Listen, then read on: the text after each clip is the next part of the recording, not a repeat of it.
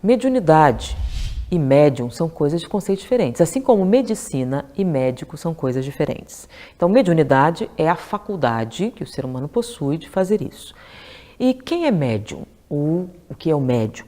Médium é aquele que sente, num grau qualquer, a influência dos espíritos. A mediunidade, como Allan Kardec fala muito bem no Livro dos Médiuns, é toda e qualquer influenciação espiritual que nós temos. Então, todo aquele que sente em qualquer grau a influência dos espíritos é médium. Pode ter uma mediunidade ostensiva, que é aquela em que você pode ouvir, falar, escrever através da psicografia, materializar objetos, ou pode ser aquela mediunidade intuitiva, em que a gente tem uma intuição, um pensamento, e vem aquela ideia que muitas vezes nós sabemos que não é nossa. Sofremos permanentemente a influência dos espíritos. Segundo aquilo que nos revela a doutrina espírita, a quantidade de espíritos desencarnados é muito maior do que de espíritos encarnados aqui na Terra. Segundo Chico Xavier, a população da Terra é de perto de 25 bilhões de almas em evolução, 7 bilhões encarnados e o resto 18 bilhões desencarnados. Agora, desses 18 bilhões desencarnados, uma boa quantidade circula aqui pela Terra, né, na crosta terrestre. Então nós somos influenciados permanentemente por essas entidades. Influenciados no sentido de captarmos o seu pensamento, as suas impressões, as suas sensações e sentimentos, mas não com a clareza necessária para que possamos funcionar como intermediários. Então a questão é essa: todos somos médiums, todos estamos permanentemente sob influência dos espíritos, e pode ser uma influência boa ou má, dependendo da nossa sintonia, nossa maneira de ser, mas uns poucos, uma quantidade bem menor, vai ter a sensibilidade necessária para servir de intermediário aos espíritos. Todos os seres humanos têm sensibilidade para captar o pensamento dos espíritos, para sofrer a influência dos espíritos, embora nem todos tenham a sensibilidade necessária para se tornarem instrumentos dos espíritos nas suas comunicações. Essa é a distinção que nós temos que fazer. Existe o homem médium, todos nós somos médiums. Agora, o médium homem é aquele que tem uma sensibilidade maior que o habilita a ser intermediário. Saber se a pessoa é médium, se ela não tem ainda nenhum dos indícios da mediunidade, nenhum dos chamados sintomas que nos levam a entender que aquela pessoa está recebendo a influenciação do mundo espiritual, Kardec diz que o único meio é experimentar. E a orientação de Kardec é essa: você tem que experimentar. Tente psicografar. Se você não conseguir nada, se você vai a uma reunião mediúnica e vai a 2, e a 5, a 10, vai a 6 meses, você vai numa reunião e tenta psicografar, receber o pensamento dos espíritos através da escrita, e não acontece nada, simplesmente desista, né? E Kardec fala isso: deve desistir de ser médium, como desiste de cantar quem não tem voz. Quem é desafinado não vai tentar ficar cantando para incomodar as pessoas. Portanto, para saber se é médium, é preciso um conjunto de indícios, de sintomas, que sejam as presenças dos espíritos começando a atuar em relação à vida da criatura. Ela vai ter vidências dos espíritos, ela vai sentir a presença deles, captar pensamentos. Esse conjunto todo é que vai dizer que a pessoa realmente tem uma mediunidade estuante, que já está numa faixa de ostensividade tal que deve então começar a prática mediúnica numa casa espírita bem orientada. Então, existem pessoas que vão passar pela vida e não vão sentir nada em especial ou não vão denominar aquilo como mediunidade. E a mediunidade não é só um atributo dos espíritas. Mediunidade, ela está em todas as religiões ou não, né? Existem pessoas que nem professam nenhum credo e têm manifestações da mediunidade, ou seja, o médium é aquele que consegue perceber de algum modo, não é, o mundo espiritual. Então, existe a mediunidade em todos os tempos da humanidade e em todos os locais. O médium deve ser considerado uma pessoa normal. Ele não é diferente das outras pessoas.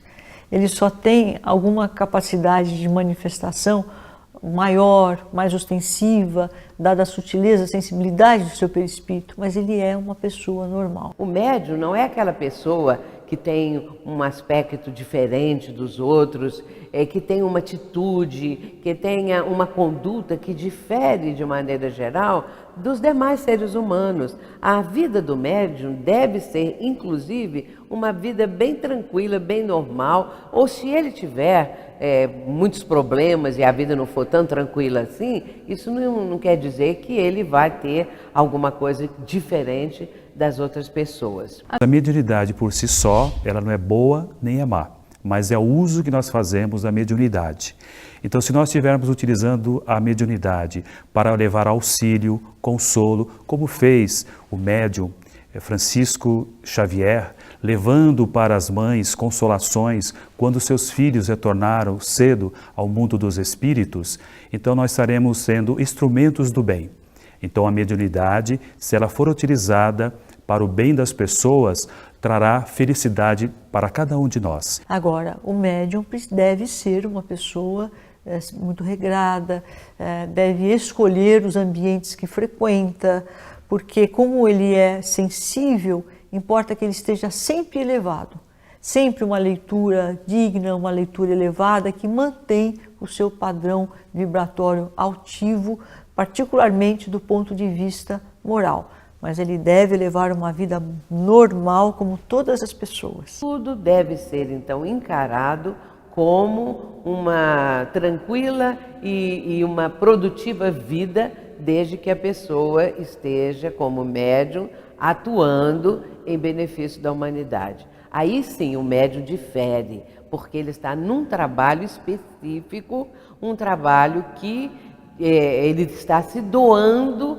para ajudar o ser humano sofredor, o ser humano que necessita. Esse é o diferencial do médium que trabalha em nome do Cristo.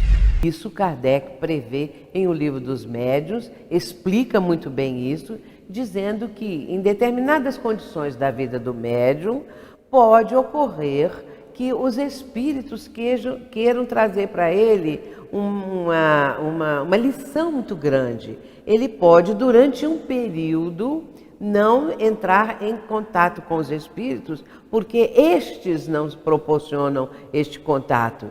E com isso ele vai ter uma suspensão da faculdade durante um determinado tempo. Muitas vezes a mediunidade é suspensa não como punição para o médium, mas com um cuidado.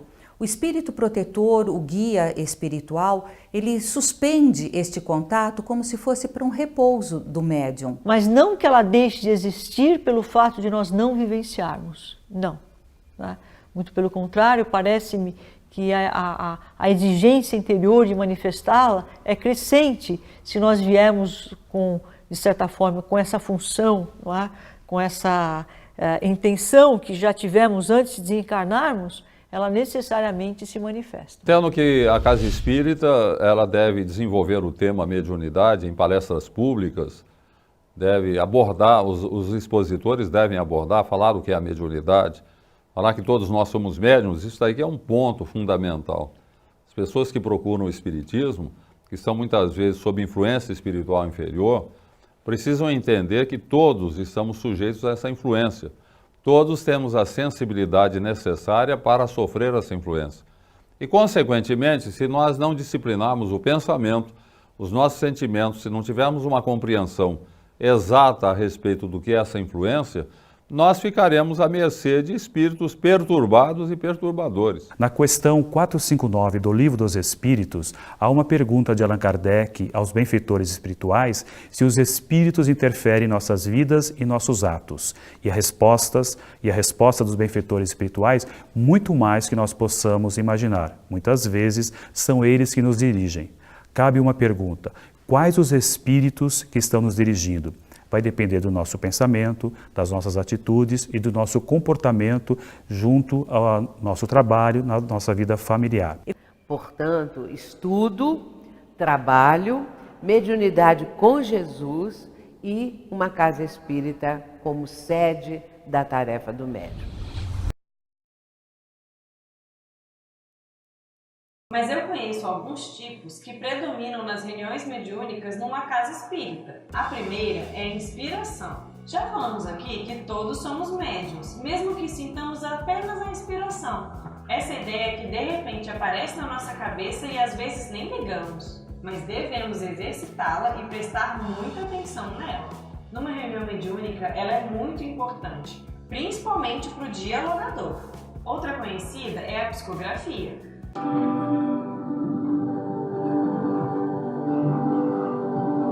Chico Xavier, por exemplo, ficou conhecido pelos livros que psicografou, ou seja, pelas histórias que os espíritos trouxeram até nós por meio da sua mediunidade. Existem 3 formas de psicografar diretamente. A primeira é a mecânica, em que o espírito pega a mão do médium e a utiliza para escrever o que ele quer. A segunda é a de inspiração, em que o médium tem controle da sua mão e escreve aquilo que o espírito lhe diz pensamento a pensamento. Nesse caso, o médium tem mais controle sobre o que escreve, embora transmita o que o espírito está pensando. E a terceira é a semimecânica, que mistura as duas e é a mais comum. O médium sente a sua mão sendo guiada, mas tem consciência do pensamento do espírito que ali se comunica. Tem também a psicofonia. Não conhece? Compreender que na condição de servo a satisfação máxima é atender às determinações do Senhor sem qualquer queixa. É aquela em que o médium empresta a sua voz ao espírito desencarnado. O médium entra no estado de transe, mais ou menos leve. Se o médium trabalha há muito tempo e exercita bem a faculdade mediúnica, possivelmente o seu transe será menos profundo. Isso ajuda a compreender a situação, controlar alguns palavreados, lembrar do que disse e, principalmente, ele não se envolve tanto com a vibração do espírito, mas o transe pode ser mais profundo, a ponto até do médium não se lembrar de nada do que disse. E a audiência, conhece? Alguns médiuns conseguem ouvir os desencarnados. Pode ser tipo uma voz interna que ecoa em seu íntimo, ou uma voz externa e nítida, igual a de alguém encarnado. Ainda tem os videntes.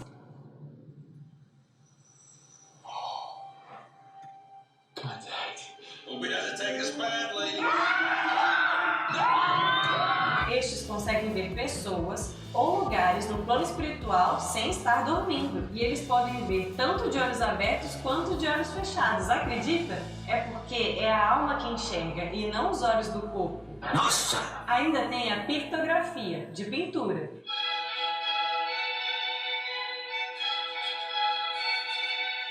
E a mediunidade de efeitos físicos nas suas mais diversas formas. Nossa, quantas possibilidades, hein? Agora, para que serve essa reunião mediúnica? Bom, geralmente para esclarecer, orientar e auxiliar. Mas sabemos que existem muitos espíritos que precisam de ajuda para entender que estão desencarnados, perdoar alguém e compreender a vida no plano espiritual.